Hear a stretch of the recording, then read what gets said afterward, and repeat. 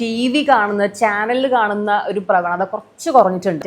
വളരെ കൂടുതൽ കുറഞ്ഞിട്ടുണ്ട്. അതെ. അപ്പൊ നമുക്കിപ്പം ടിവിയിൽ പ്രോഗ്രാം ചെയ്യുമ്പോൾ നമുക്ക് അറിയാൻ പറ്റും അതിന്റെ ഒരു വ്യത്യാസം, അല്ലെങ്കിൽ അത് കുറഞ്ഞത് അറിയാൻ പറ്റും. പക്ഷെ എന്നിരുന്നാൽ കൂടിയിട്ടും ഒരുപാട് വലിയ വലിയ ചാനൽസ് ഇപ്പോൾ ഇൻവെസ്റ്റ് ചെയ്യുന്നുണ്ട്. അവർ പുതിയ പുതിയ ചാനൽ തുടങ്ങുന്നുണ്ട്. വലിയ ബുദ്ധിയുള്ളവരാരും ഇൻവെസ്റ്റ് ചെയ്യുന്നില്ല. ഇല്ല, വേറെ ചില ഉദ്ദേശത്തിന് വേണ്ടി ചിലരൊക്കെ ചെയ്യുന്നല്ലാതെ. ഒന്ന് ആലോചിച്ച് നോക്കിയേ, എന്റർടൈൻമെന്റ് ചാനലുകൾ ഏതെങ്കിലും പുതിയത് വന്നിട്ടുണ്ടോ? ഇല്ല, തുടങ്ങിയിട്ടില്ല. രണ്ട്, ഈ ടെലിവിഷൻ ചാനലുകളെ ന്യൂസ് ചാനലുകളാ തുടങ്ങിയെന്ന് പറയുന്നത്. ആ ന്യൂസ് ചാനലിലെ ന്യൂസ് പോലും നിങ്ങൾ കണ്ടത് എവിടെയാ? മൊബൈൽ ഫോണിലല്ലേ? തീർച്ചയായിട്ടും. അപ്പോൾ പിന്നെ മൊബൈൽ ഫോണിൽ ഇത് കാണിക്കാൻ വേണ്ടിയിട്ട് സാറ്റലൈറ്റ് പോയിട്ട് ഇങ്ങോട്ട് കൊണ്ടുവരേണ്ട കാര്യമുണ്ടോ? ഇല്ല.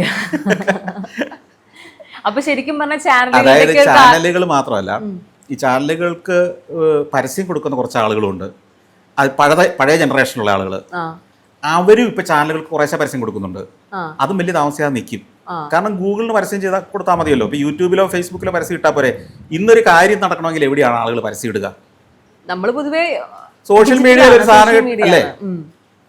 ഈ ചാനലുകൾ അല്ലെങ്കിൽ ഈ മാധ്യമങ്ങൾ കേരളത്തിലെ അവർക്ക് ആവശ്യം ഒരു കാര്യം വന്നാൽ പരസ്യം ചെയ്യുന്ന എവിടെയാണ്? അവരുടെ വാർത്താ പ്രസിദ്ധീകരണത്തിലല്ല, സോഷ്യൽ മീഡിയയിലാണ്.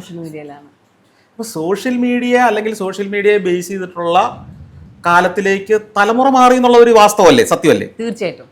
അപ്പോൾ പിന്നെ അവിടെ തന്നെ പഴയ സ്ഥലത്ത് തന്നെ ഇപ്പോഴും ഇൻവെസ്റ്റ് ചെയ്യുന്നവരെ കുറിച്ച് നിങ്ങൾക്ക് എന്താ തോന്നുന്നത്? അറിയില്ല, ശരിക്കും പറഞ്ഞാൽ അത് ന്യൂസ് ചാനൽസിന്റെ ആകുമ്പോൾ നമുക്ക് തന്നെ പറയാം. പക്ഷെ അത് ആ ന്യൂസ് ചാനലിലെ ന്യൂസ് നിങ്ങൾ കാണുന്നത് എവിടെയാണ്? അല്ല, ഞാൻ കാണുന്നത് മൊബൈലിലാണ്. ഞാനും കാണുന്നത് മൊബൈലാണ്. എനിക്ക് പരിചയമുള്ള ഒരു മുഴുവൻ കണ്ടതും അതിനകത്താ. പിന്നെ നമ്മുടെ വീട്ടിലെ കുറച്ച് ആൾക്കാർ TV കാണുന്നുണ്ട്. കുറച്ച് പ്രായമായ ആളുകൾ ഇരിക്കുന്നുണ്ട്.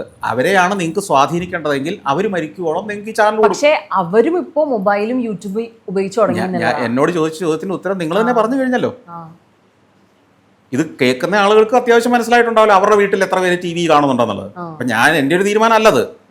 ഇത് കേൾക്കുന്നവർക്കും കാണുന്നവർക്കും ഒക്കെ അറിയാം ബ്രോഡ്കാസ്റ്റ് ചാനലുകളുടെ ഭാവി ഇനി എത്ര കാലം ഉണ്ടെന്ന്. അതിലേക്ക് ഇനിയും ആളുകൾ ഇൻവെസ്റ്റ് ചെയ്യുന്നുണ്ടെങ്കിൽ അതെന്തായിരിക്കും കാരണമെന്ന് അജ്ഞാതമാണ്.